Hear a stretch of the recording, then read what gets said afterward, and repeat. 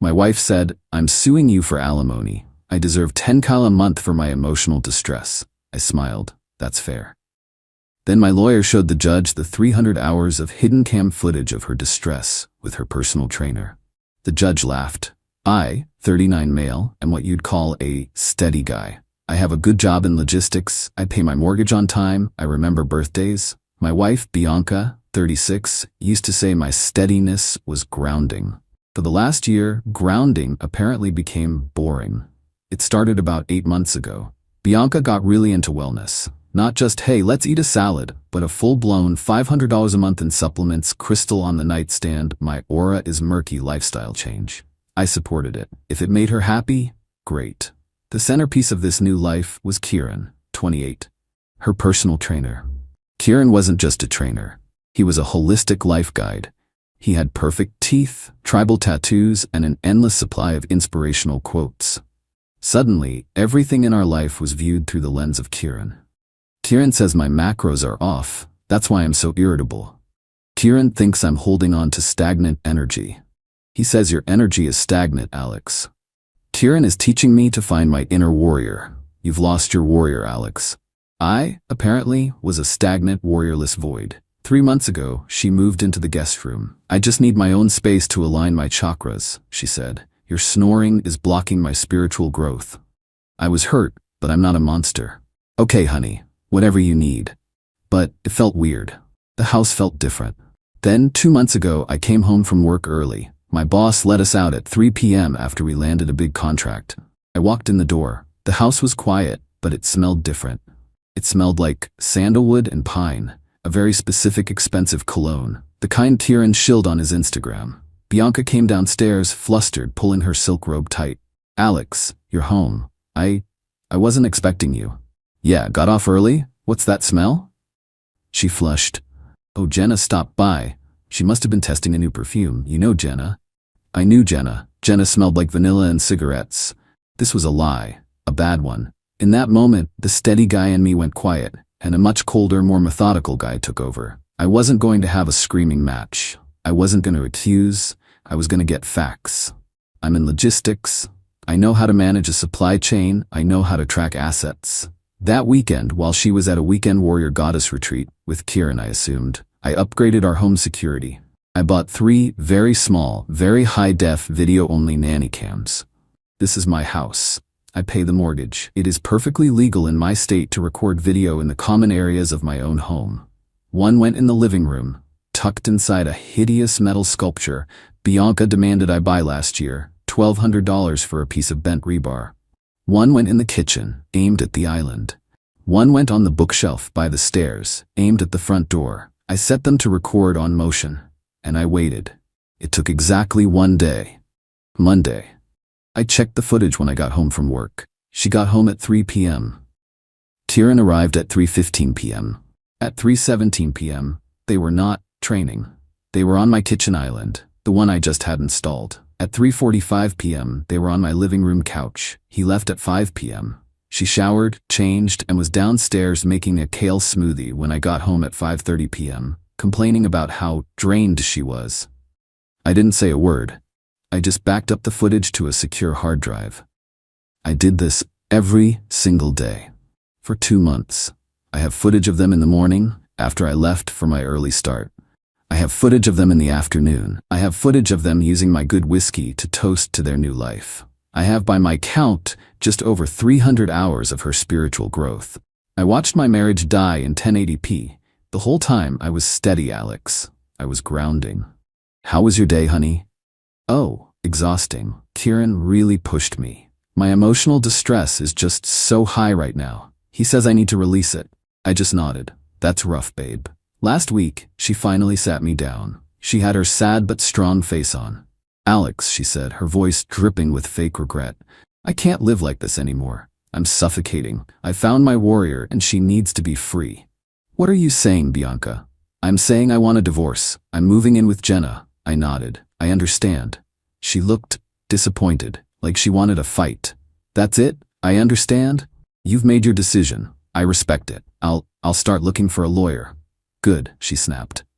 I've already retained one. Of course she had. Yesterday I got the first letter from her attorney. It was ambitious. She was claiming the marriage ended due to my emotional neglect, financial control, and persistent psychological abuse. The words just jumped off the page. Me. Controlling? Me abusive? The letter stated that due to her profound emotional distress, she was unable to work and would be seeking significant spousal support to maintain the lifestyle to which she has become accustomed. I just started to laugh. I couldn't help it.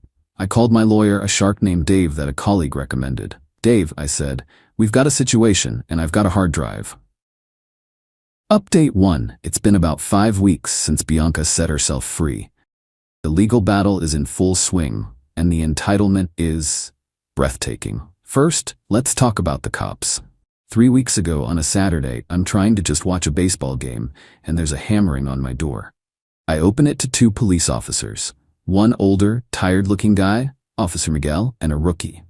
Miguel, sir, are you Alex, my last name? Me, yes, officer. Is there a problem? We received a call from a Miss Bianca. She stated you have locked her out of her home and are illegally withholding her personal property. Bianca is standing on the sidewalk, dabbing her eyes. Jenna, her friend, is rubbing her back. The distressed victim performance. I just sighed. Me, officers, this is my house. I am the sole owner on the mortgage. Bianca is my soon-to-be ex-wife. She moved out of her own free will 3 weeks ago. She is no longer a resident. She is no longer a resident. He's lying. He kicked me out. He's hiding my mother's jewelry. It's in that house. Looks at me. Sir, this is a domestic issue. If she's a resident, you can't just lock her out. Me. She is not a resident. She moved out. And as for her mother's jewelry, I stepped aside, pointed to my own Ring doorbell camera. That camera records everyone who comes and goes. Would you like to see the footage from 3 weeks ago? The footage of her and her friend Jenna making 6 trips to her car, carrying 3 suitcases, and, oh look, that specific blue jewelry box she's talking about? Officer Miguel's face went flat. He was so done. He walked over to Bianca. I couldn't hear it all, but I heard, "Ma'am, this is a civil matter, and do not call 911 for this again." She shrieked, but they left. Score 1 for my cameras. Next, the property fight. Bianca's lawyer sent a letter demanding she be allowed to retrieve her remaining property. I had my lawyer Dave coordinate. She was allowed 1 hour, with a neutral third party, a grim-looking paralegal, supervising. Bianca showed up, with Kieran, the sheer, unmitigated gall, bringing her a fair partner to my house to move her stuff. Kieran stood in the foyer, arms crossed, trying to look imposing in his $200 athleisure wear.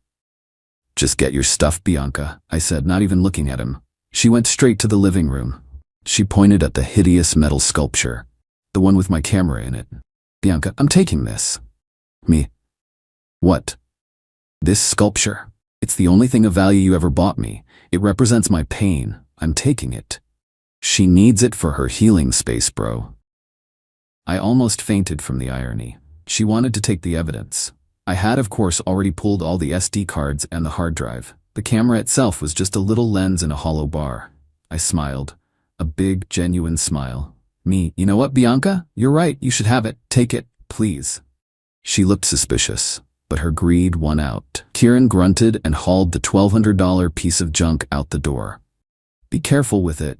It's delicate. He shot me a dirty look. I've never been happier to see $1,200 walk out my door. Now, the money. We had our first mediation session last week. This is where the title of my post comes from. It was me, Dave, Bianca, and her weasel of a lawyer, Mr. Finch. My client is suffering. The trauma of this barren marriage has left her unable to secure employment. She has anxiety. She has panic attacks. He was just a shell. It was like living with a ghost. The emotional distress was constant.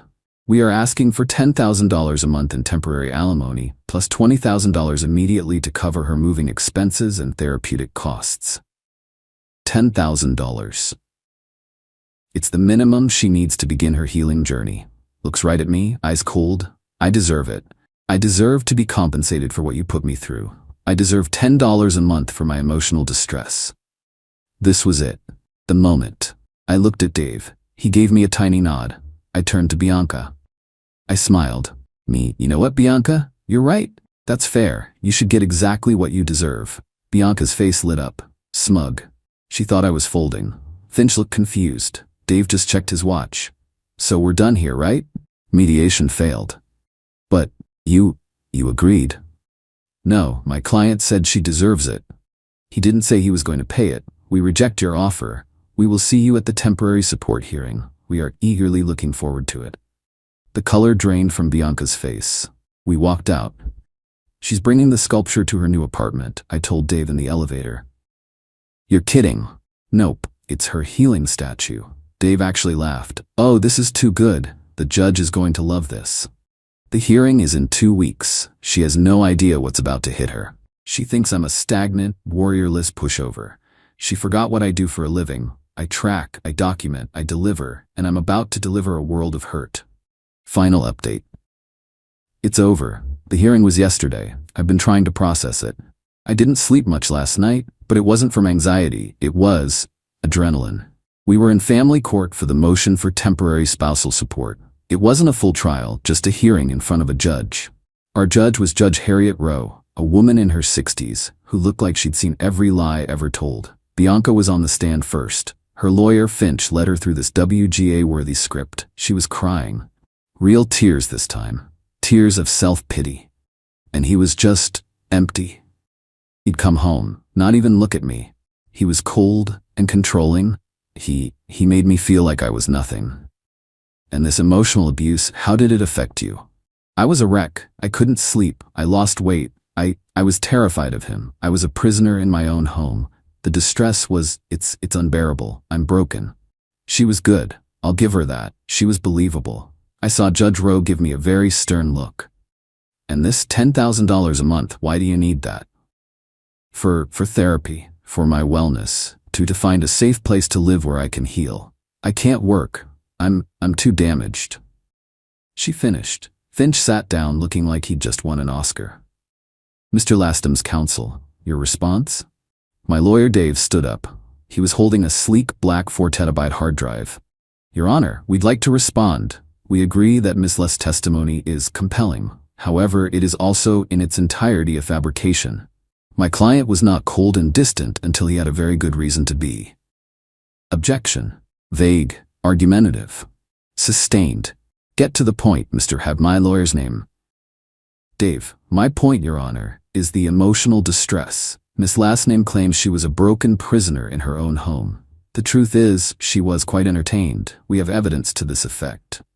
He placed the hard drive on the table. This drive contains over 300 hours of video-only surveillance, Your Honor. It was captured by security cameras with no audio in the common areas of my client's home. The home he solely owns, during the exact period, claims she was suffering this unbearable distress. We have prepared a 5-minute compilation of her suffering. Bianca's face went from pale to chalk. She was staring at the hard drive like it was a bomb. Finch. Objection, Your Honor. This is illegal. It's a violation of privacy. It's spousal abuse. It is perfectly legal in this state to record video without audio in the common areas of one's own property. No laws were broken, Your Honor. Unless Miss would like to claim she had a reasonable expectation of privacy on my client's kitchen counter? Judge Rowe's eyes narrowed. I will review the footage in my chambers. We would prefer to play it here, Your Honor. It directly pertains to the testimony just given. Fine, the courtroom will be sealed. Bailiff, clear the gallery. This is for the court's eyes only. They cleared the room. It was just us, the judge, and the court staff. Dave plugged the drive into the courtroom's AV system. This first clip is from March 12th, the day after my client allegedly flew into a rage over a credit card bill. Dave narrated. The footage appeared on the big monitors. It was from the kitchen camera. Bianca was not distressed. She was in lingerie, laughing, as Kieran hoisted her onto the kitchen island. She was feeding him grapes. Bianca's lawyer just sank into his chair. Next clip, Dave said. March 19th, she testified she was unable to eat for days after my client refused to speak to her. Footage from the living room cam. Bianca and Kieran on the couch eating my leftover lasagna with their hands. And then, well, next clip. April 2nd, The day she claimed she was too depressed to get out of bed. Footage from the front door cam. Kieran arriving. Bianca sprinting down the stairs and jumping into his arms, wrapping her legs around him. It went on for 5 minutes, a montage of her distress, her laughing, her dancing, her everything. Dave stopped the video. The courtroom was silent. Bianca was bright red, vibrating with rage. Judge Rowe took off her glasses. She rubbed the bridge of her nose. She looked at Bianca and then she laughed. It wasn't a little chuckle. It was a full, "Are you kidding me?" laugh. "Ma'am, you testified under oath that you were broken. You said you were a prisoner. You said you were terrified." I was. He drove me to it." "Drove you to what? Perjury?" "Ma'am, this footage shows you having what appears to be a very good time. The only distress I see here is the distress you're in right now, having been caught in a blatant material lie to this court." She turned to Finch. "Counselor, your client just committed perjury. Her entire claim for support is based on emotional distress that this video thoroughly and, I must say, graphically disproves. Are you sure you want to proceed with this motion?" Finch looked like he was going to be sick. Your Honor, we withdraw the motion for temporary support." "You do more than that. Motion for temporary alimony is denied with prejudice. I am ordering your client, Miss Lasnam, to pay Mr. Lasnam's legal fees for this hearing. This was a frivolous bad faith filing based on a complete fabrication. We are done here." She banged the gavel. Bianca exploded. "You," she screamed, pointing at me. "You did this. You spied on me. You're a sick freak." The bailiff was already moving. "Ma'am, you need to leave." She started sobbing as Finch dragged her out of the courtroom, him whispering furiously, "You told me he was the abuser. You didn't tell me there were movies." I walked out a free man. The divorce was finalized 6 weeks later. It was a bloodbath for her. Because she committed perjury, she lost all leverage. The house, we had to sell it. It was marital property, but because her bad faith was so clearly established, the judge awarded me 70% of the equity and her 30%.